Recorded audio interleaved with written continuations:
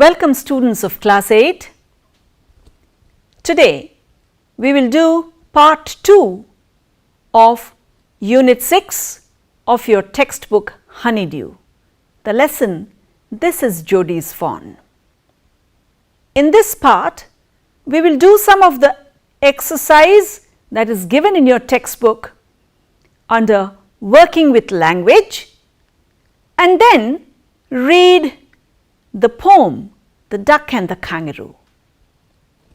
Let's go to this section working with language on page 94. Look at these pairs of sentences that are given there. Penny said to Jody, "Will you be back before dinner?" Look at the next sentence. Penny asked Jody if he would be back before dinner. Look at the next set. "How are you feeling, Pa?" asked Jody. Jody asked his father how he was feeling. Can you make out the difference between these two sets of sentences? Let us take the first set first. Penny said to Jody, "Will you be back before dinner?" Penny asked Jody if he would be back before dinner. What is the difference between the two? In the first sentence, you have recorded what exactly Penny told Jody. In the second sentence, we are only reporting what was said by Penny. I am sure you have heard of this before. The first one is said to be in direct speech. The second one is in reported speech or indirect speech. The same thing happens in the second set too. Now let us point out what the differences are in terms of the sentence structure. Okay? Just look at it. In the first sentence, you have, "Will you be back before dinner?" Now the "will you" becomes "he would" in the second sentence. Also, "said" becomes "asked", and there is an "if" that is added. Now look at the next set, the second set. "Are you" becomes "he was". Again, "Pa" becomes "his father". Also, where there is a "said", that becomes "asked" in the reported speech when there is a question, right? Now these are the rules of transforming direct speech into indirect speech. So what really happens? The present tense form in the first sentence becomes past tense in the second. The direct address in the first becomes an indirect one in the second sentence. And the word "said" becomes "asked" when there is a question. Also, the word "if" is added in some contexts, like it is done in the first one. Now let us try the sentences on page 95 using the same rule. Number 1. Penny said, "Do you really want it, son?" What do you think will be the answer? Penny asked his son if he really wanted it. Right. Number 2. Millwheel said, "Will he ride back with me?" The answer, Millwheel asked if he would ride back with him. Number 3. He said to Millwheel, "Do you think the fawn is still there?" The answer, he asked Millwheel if he thought the Fawn was still there. Okay. Will you try the next two sentences as homework later? Okay. Let's now try question number 2. Just look at the sentences that are given there. He tumbled backward. It turned its head. Can you find the difference between these two sentences? Let's ask a question to the verb in the second sentence. It turned its head. So let's ask a question. Turned what? If you ask that question, you get the answer in the sentence. Turned its head. Turned is the verb in the sentence. Its head, which is the answer to the question, turned what, is the object of the verb. So, this sentence, which has a verb that has an object, this kind of a verb is called a transitive verb. What is a transitive verb? Once again, a verb that has an object, meaning an object that receives the action of the verb. Right? So, all these verbs which has an object is called the transitive verb. Now, let us look at the first sentence. He tumbled backward. If you ask the question, tumbled what? Do we get an answer? There is the word backward, but it does not give us the answer tumbled what, right? So, this verb does not have an object, right? What does the verb have? Backward. If it is not an object, what is it?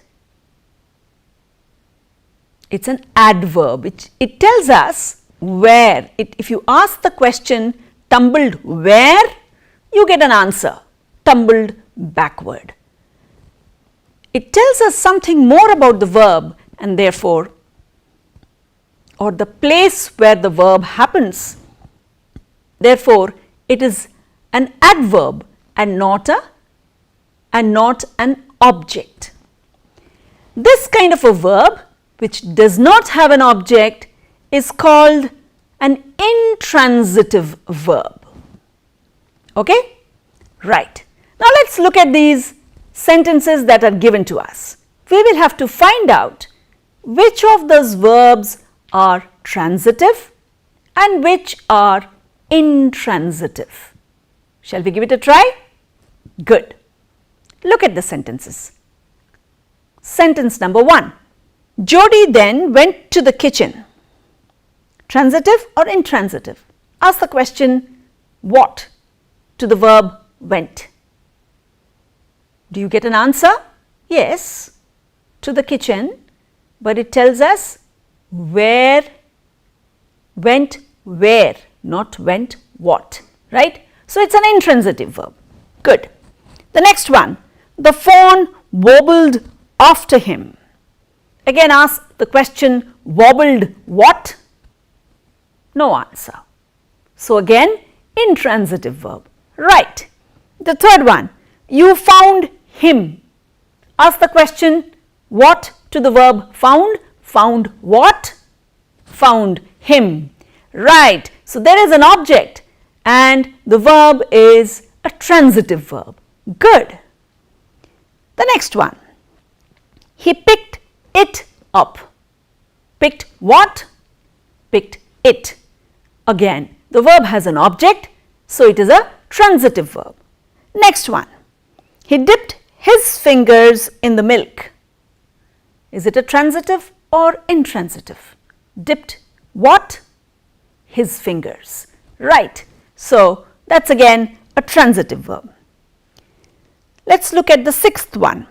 It bleated frantically and butted him. Now, there are two verbs.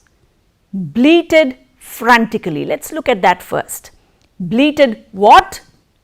No answer. Bleated how? Yes.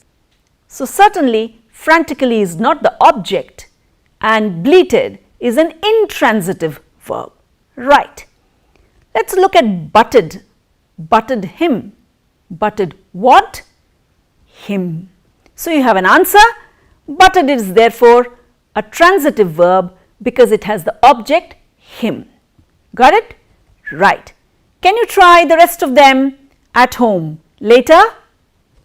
Good. Let's go to the next section. Question number 3. Look at the words that are given there.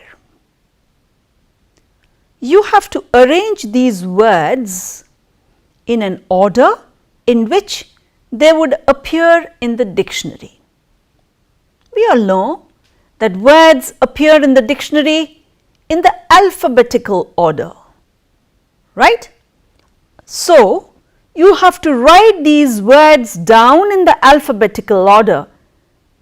So, we have words with C first and then D and so on. But with C, there are two words. Which of them will come first? Both of them will start with CL, right? So, the first two letters are the same. If the first two letters are the same, then we should look at the third letter.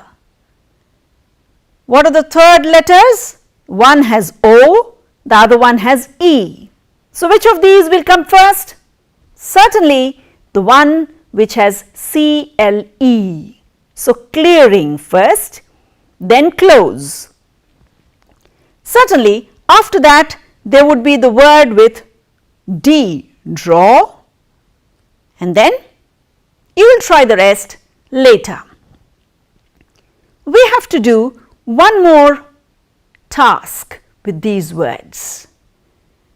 With the help of the dictionary, you will have to find some phrasal verbs made with the help of these words. Can we try a few? Yes. The first one, close. Can we think of a phrasal verb? We have learnt what phrasal verbs are earlier. Yes, close up, close down, close in. You can look up the meanings in the dictionary and make sentences of your own with them later. Can we try also with the word draw? We have one in the text. Can you recollect that? Yes, draw out. We can have many more phrasal verbs with the word draw. Try them out later. Let's try one more. Make. Yes, make up is one. Try the rest later. You can work with the rest of the words and the phrasal verbs and idioms. You can take the help of the dictionary. Good. Let us now go to the next section, speaking. Question number 1. Do you think it is right to kill an animal to save a human life? Give reasons for your answer. Now, I want you to think about this on your own. We have already discussed the story and some part of the answer is there in the story, right? Yes, it was necessary to kill the doe to save Penny. But Jody had a wonderful idea of paying back for that life that was taken, and that was in the way of taking care of the fawn. Sometimes it is needed that we take help from different aspects of nature, plants or animals, for our own life and help. But it is also needed for us to know what is our responsibility in return. If we take something from nature, we must also give back to nature something, right? So, Jody gave us a good answer to this question. Think of what you would do if you were in this kind of a situation. You can talk to your friends later about it and exchange your ideas. Okay? Let's go to the next question. Imagine you wake up one morning and find a tiny animal on your doorstep. You want to keep it as a pet, but your parents are not too happy about it. How would you persuade them to let you keep it? Discuss it with your friends. Yes, sometimes we are faced with these kinds of dilemma. You want something, but your parents think you are still not ready to have it. So, now you have to find out your own arguments to persuade your parents. Think of how you would convince them. You can even discuss with your friends later and find out the most convincing reasons for having a pet. Do it at home later. Okay? Let's go to the next section. The section writing on page 96. Imagine you have a new pet that keeps you busy. Write a paragraph describing your pet, the things it does, and the way it makes you feel. Here are a few words and phrases that you could use. Look at these words: frisky, smart, disobedient, loyal, happy, enthusiastic, companion, sharing, friend, and so on. Can you make up a paragraph taking some of these words and writing about how you spend your time taking care of your pet? Try that later at home. Next question. Human life is dependent on nature. That's why we call her Mother Nature. We take everything from nature to live our lives. Do we give back anything to nature? Write down some examples of the natural resources that we use. Write a paragraph expressing your point of view regarding our relationship with nature. Yes, this is a very, very important question that each one of us must ask ourselves. We do depend on nature for our food, for our medicines, even for our very breath. We depend on the air. We depend on water for our very life. Do we only take from nature, or do we sometimes give back something, some little thing to nature? It's time to think about it and write down all the things that you take from nature and maybe a few things that you do to take care of nature so that nature can take care of you better. Good. Now, we have come to the end of this section. We have a very funny poem to read. Okay? It looks that the whole unit is all about animals and nature. So we have two more animals in our next poem. The main characters of the poem are a duck and a kangaroo. Let's read the poem and enjoy it next. Okay? The Duck and the Kangaroo by Edward Lear. Said the duck to the kangaroo, "Good gracious, how you hop over the fields and the water too, as if you never could stop. My life is a bore in this nasty pond, and I long to go out in the world beyond. I wish I could hop like you," said the duck to the kangaroo. "Please give me a ride on your back," said the duck to the kangaroo. "I would sit quite still and say nothing but quack the whole of the long day through, and we would go to the Dee and the Jelly Bowly, over the land and over the sea. Please take me on a ride, oh do, said the duck to the kangaroo. Said the kangaroo to the duck, this requires a little reflection. Perhaps on the whole it might bring me luck. And there seems but one objection, which is, if you will let me speak so bold, your feet are unpleasantly wet and cold, and would probably give me the rheumatis, said the kangaroo. Said the duck, as I sat on the rocks, I have thought over that completely, and I bought 4 pairs of worsted socks, which fit my web feet neatly. And to keep out the cold, I have bought a cloak, and every day a cigar I'll smoke, and to follow my own dear true love of a kangaroo.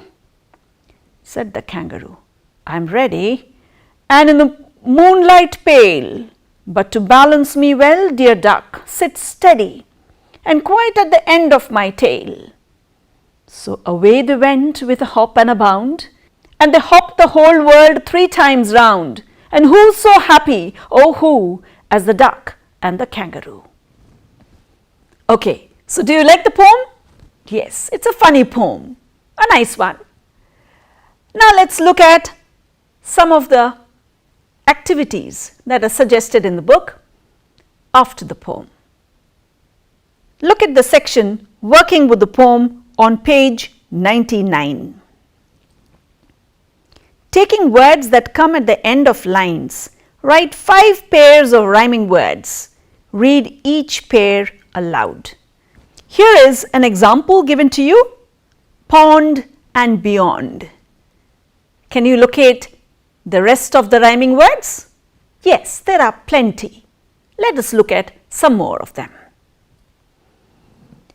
You rhymes with kangaroo, back rhymes with quack, bold rhymes with cold, rocks rhyme with socks, cloak rhymes with smoke, true rhymes again with kangaroo, bound rhymes with round. Right. Look at question number 2. Complete the dialogue. Duck, dear kangaroo, why don't you, we can write the rest, take me on a ride with you? Yes. Kangaroo, with pleasure, my dear duck, though I do not really like your wet and cold feet. Right. Duck, that won't be a problem, I will try and complete that? Yes. Wear woolen socks, a cloak, and smoke a cigar to keep myself warm. Right. Let's go to question number 3. The kangaroo does not want to catch rheumatism. Spot this word in stanza 3. Say why it is spelt differently. Why is it in 2 parts? Why does the second part begin with a capital letter? Okay, look at the last but one line of the 3rd stanza. You have the word rue at the end of a line and matis, rheumatis. Probably that is the word where the kangaroo meant rheumatism. Right. Now, why do you think the poet has broken the word and changed its spelling? He has broken the word into 2 parts and written only rue so that it rhymes with kangaroo in the next line. And he has made it matis at the beginning of the next line. Now, why is matis M capital? Very simple. Every line of a poem always begins with a capital letter. That is the reason M is capital in matis. Is that fine? Good. Let's go to the next question. Do you find the poem humorous? Yes, the poem is humorous. There are quite a few lines which make the poem extremely funny. Try and underline those lines later. We have one last short poem. Shall we read that? Yes. A February Surprise by Ralph Marcelino. The trees are still asleep today and do not seem to know. A storm came by last night and heaped their branches full of snow. See how they start up with surprise as one by one they awake. Why, gracious me, they seem to say, and give themselves a shake. Yes, another lovely little nature poem. Can you imagine the scene where there is a snowstorm and the leaves are all covered and transfixed? They cannot actually move, the leaves and the branches. But as the day proceeds, with a little bit of the sun, some part of the snow actually melting, and with the breeze, when the leaves and the branches move, they look as if they are giving themselves a shake to move out the snow that is still settled on them. Lovely little poem. Takes us back again to another aspect of nature. Okay, with this we come to the end of Unit 6. So, what all have we learnt in this unit? We have read the story. This is Jody's Fawn. We have answered some of the comprehension questions that are there in your textbook. We have also worked with language connected to the story, and then we read the funny poem, The Duck and the Kangaroo. Also did the exercises that are there in your textbook after the poem. Finally, we have read the small poem of February Surprise. With this, we come to the end of this session on Unit 6. See you next time when we do some more activities on Unit 6 later. Thank you. Goodbye.